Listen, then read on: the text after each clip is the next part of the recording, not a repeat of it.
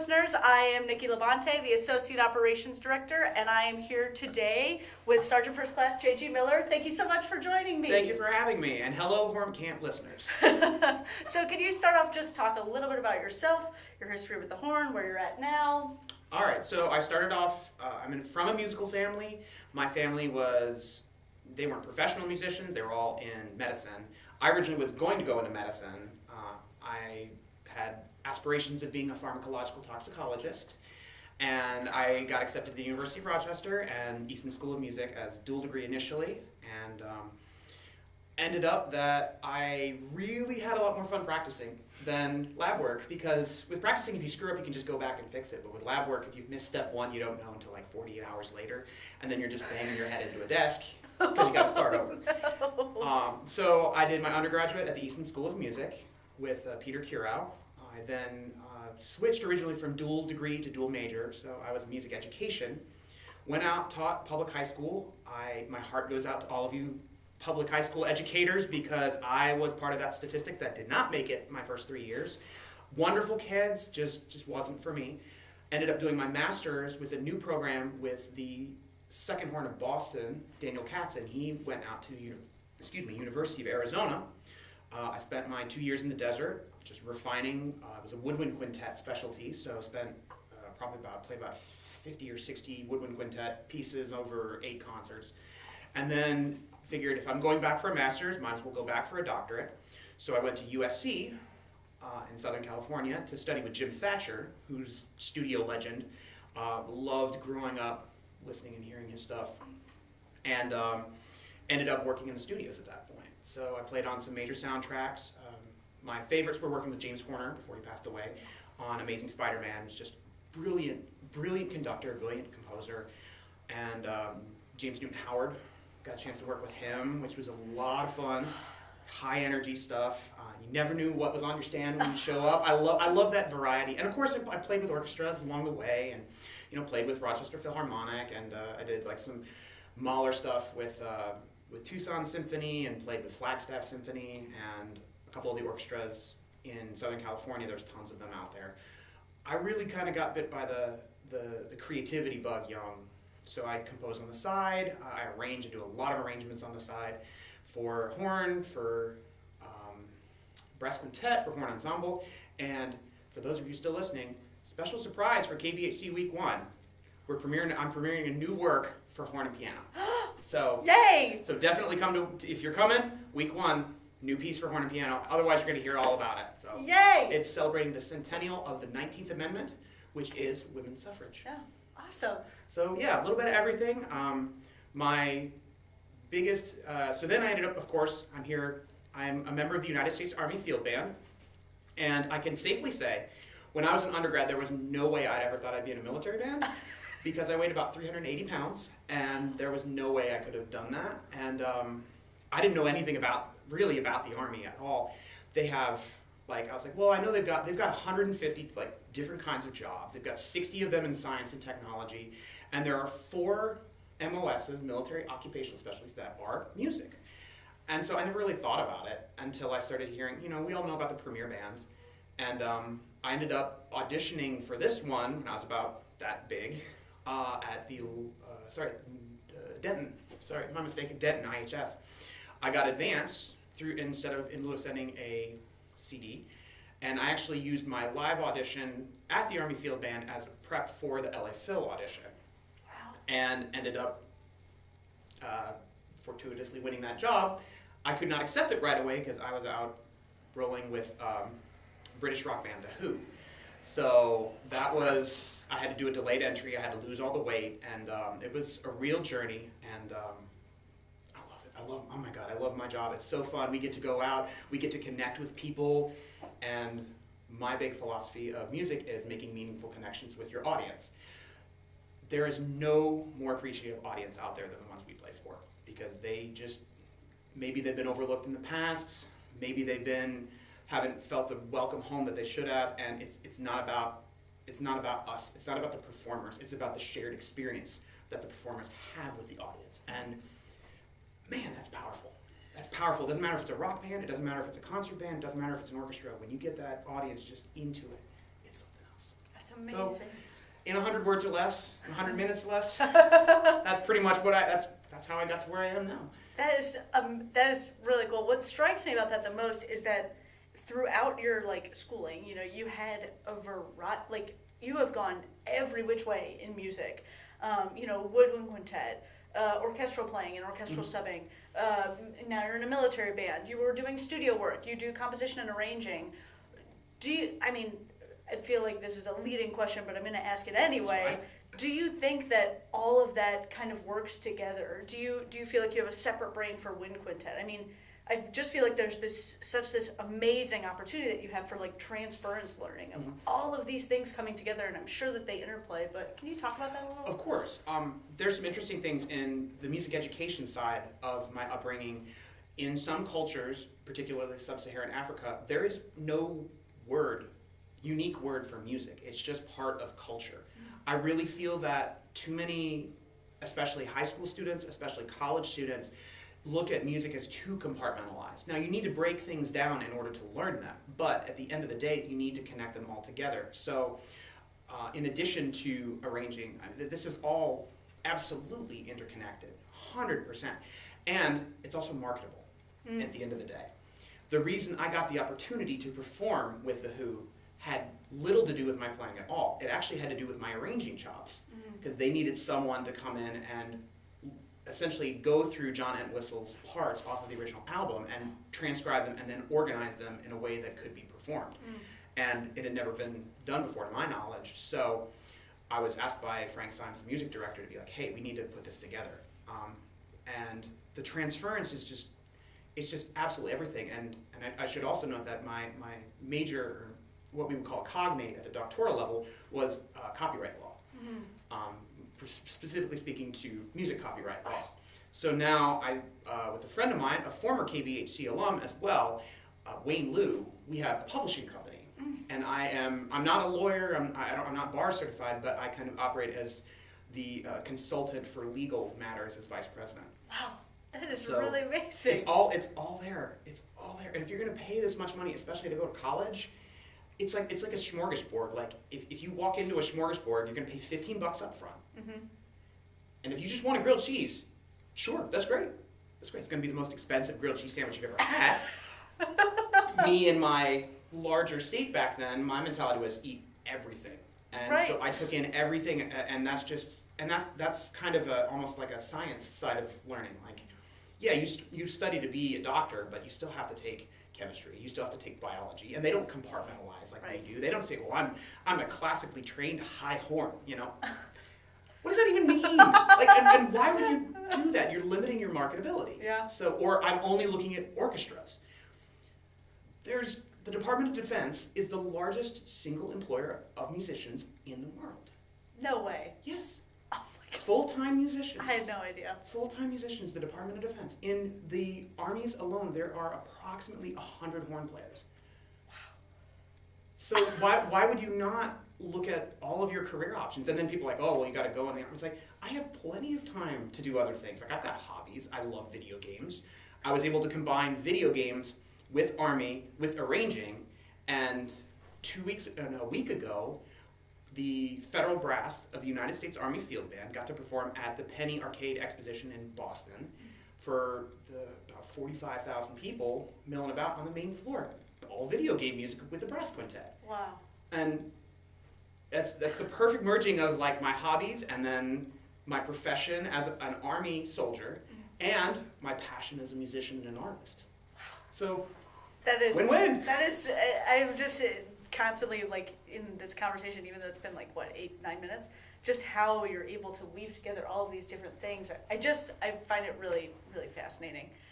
Can you talk a little bit in that, talking about, originally you were like, there's no way I'm going to end up in a military band. And I think that a lot of I think that slowly that the general feeling of horn players is moving away from that original stereotype, because there are so many incredible musicians that we can see in these bands. I mean, yourself included, these are people that we know are solid players. This isn't just like a fallback gig anymore.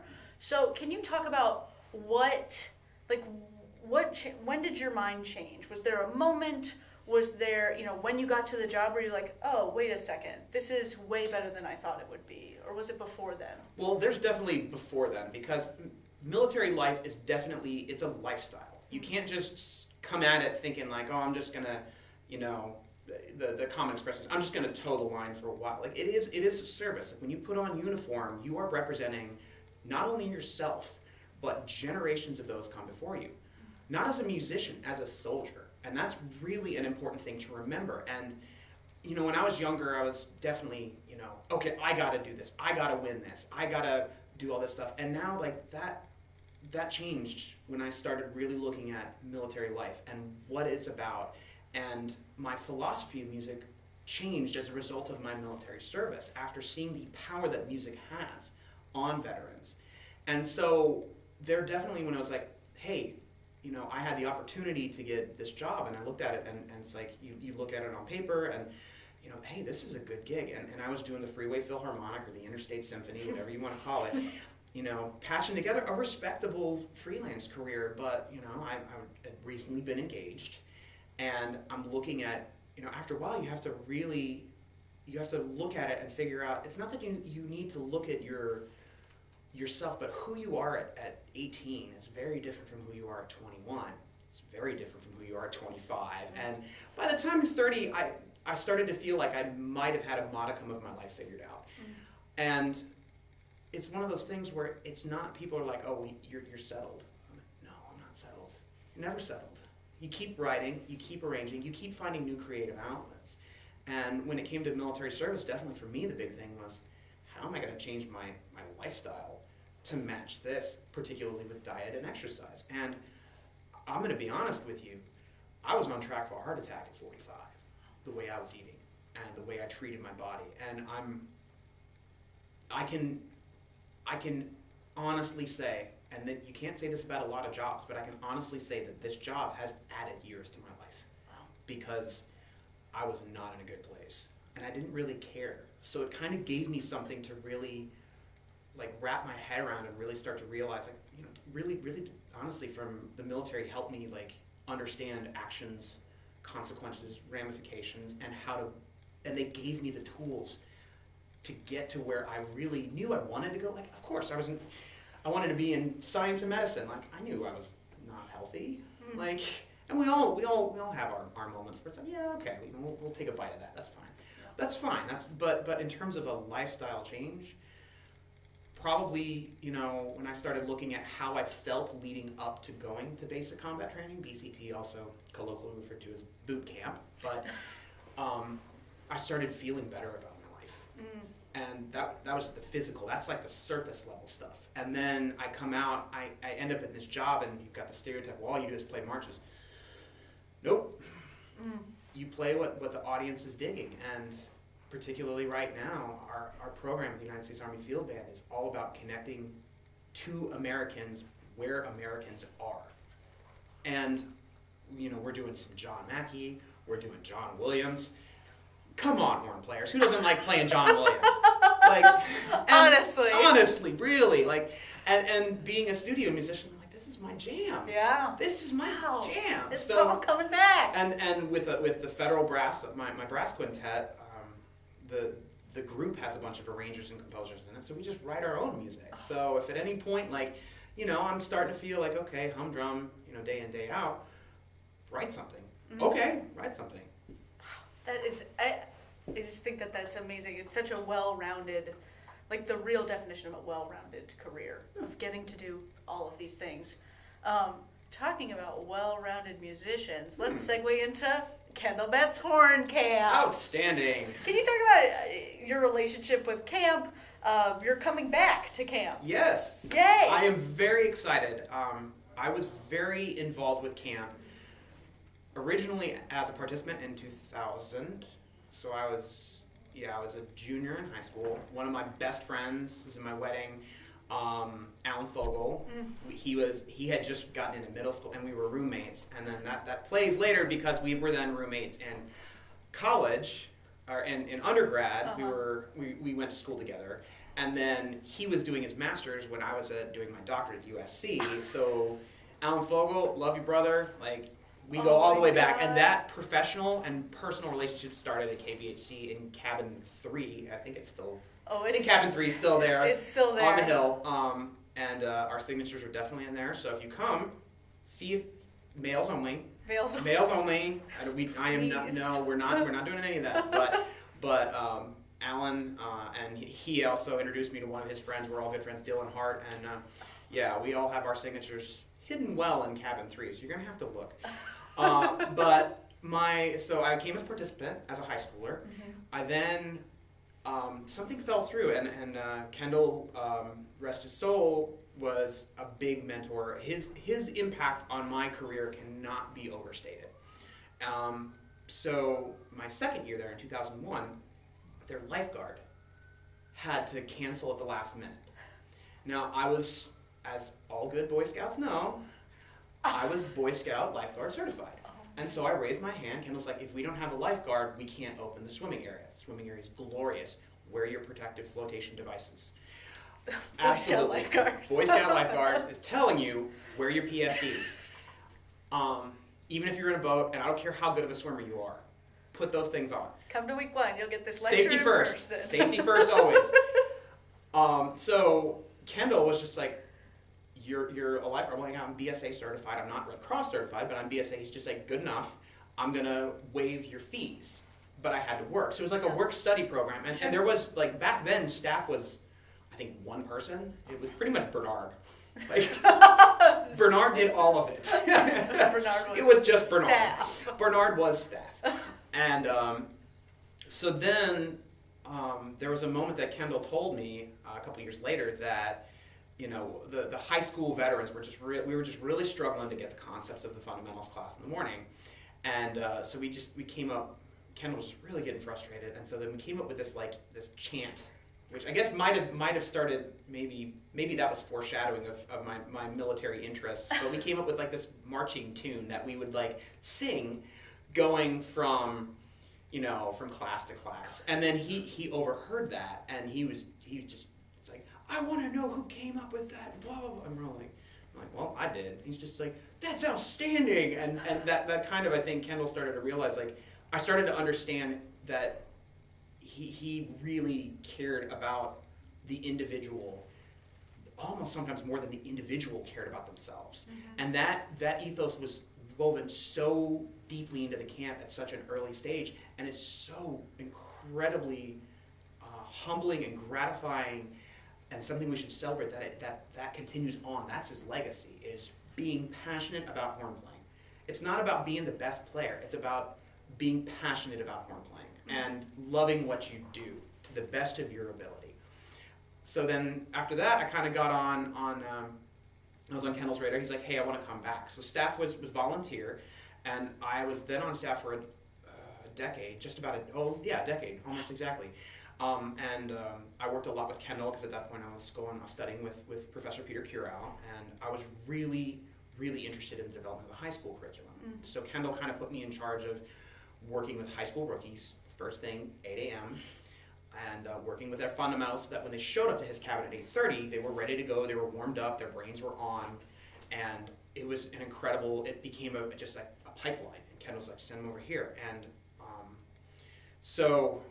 and another interesting story is one of those high school rookies is now one of my colleagues. Really? Staff Sergeant Casey Cummings was one of my very first high school rookie students. So, and she's now, she sits next to me every night at work. That is and it's amazing. It's amazing. The kind of connections you get at KBHC are second to none. Wow. Second to none.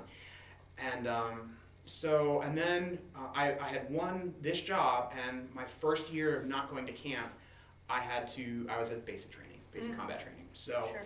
And then with our schedule, like we're engaging, we've got missions constantly throughout the summer, and usually 4th of July is a very busy time in the States. Yeah. So all of our schedule leading up to the 4th of July has been a little bit, it's pretty demanding in terms of getting ready for concerts. We've done stuff with like the Detroit Symphony side by side. Last year was Detroit. Year before was with Boston Symphony. Wow. Boston Esplanade. Okay. So this is because this year we're doing Texas Bandmasters Association. I think it's Texas Bandmasters Association, our tours much later. Okay. So I was able to swing it. So I'm Nice. actually coming, as a representative of the United States military, and as a representative of the United States Army and the Army Field Band, to meet you all, to engage and talk with you, and show you the incredible opportunities that I have been afforded as a result of military service in one of the premier bands here. And let me tell you, it's amazing. It's very, very amazing. I'm super excited. It will be bittersweet. This is the first time that I'm going to be coming back since Kendall passed. I was not able to make the memorial service because of actually my daughter had just been born. So, and Kendall, I spent summers not only working for Kendall at camp, but also building horns at Lawson Factory. Kendall taught me how to build horns, so that was another avenue that I just wanted to pursue. I wanted to learn about acoustics, and he put me up at his house for free, gave me free lessons, and he had a beautiful screened-in porch that was just perfect temperature for New Hampshire summers, and I would just sleep out there. And let me tell you, it's a little terrifying when you're practicing and your teacher's downstairs. So there was no free turkey. I would miss a note, and I just hear from the basement. He'd be playing solitaire on his computer, and I just hear nope. And I'd be like, crud, what'd I do? And then I'd go back. He's like, about 15 minutes ago, you missed a note. I'm like, oh, come on. So that was Kendall's teaching and sense of humor and intensity, that there was no free turkey ever, except the generosity of him just being like, I'm going to teach you how to do this. And okay, I could have gone home for college summers and flip burgers, or I could stay with one of the most respected pedagogues in the horn world and learn how to build horns. So I'm incredibly thankful for those kind of opportunities, because I know that not everyone is afforded with that kind of support. And I had wonderful parents. I have a wonderful family at home. My wife and kids are super supportive. I'm not home for a lot of the year, and I'm really, really thankful for that. And the best thing I know I can do is to pay it forward. So I make myself as available as I can. I am absolutely here, especially at KBHC. You want to do extra lessons? Come talk to me. I will gladly impart as much knowledge as people are willing to absorb, and that's the best thing I can do, not only as a result of military service, but honoring Kendall's legacy, and finding a way to help others along the way. It doesn't even have to be about horn playing. You want to just talk about crazy life stuff, or I'm also really passionate about weight loss, obviously, and all of the impacts that it has on horn playing and lifestyle, and the positives. And there are some if you want to start that journey, there are definitely some things that definitely freaked me out along the way. Yeah. Where I'm my whole breathing apparatus changed, and I'm I realized how bad my breathing was, because I wasn't supporting. I was just kind of moving gut. Yeah. And so I absolutely want to pay it forward. I want to meet as many people as I can, and because that's what Kendall would want, and that's how I want to live my life. Absolutely. Well, thank you for paying it forward and doing this interview. I really appreciate it. I'm sure that anyone listening will really, really appreciate it. Thanks so much, and I am so looking forward to seeing you again at camp this summer. It's going to be so great. I'm very excited to come back. So I haven't seen the new hall yet. Oh my God!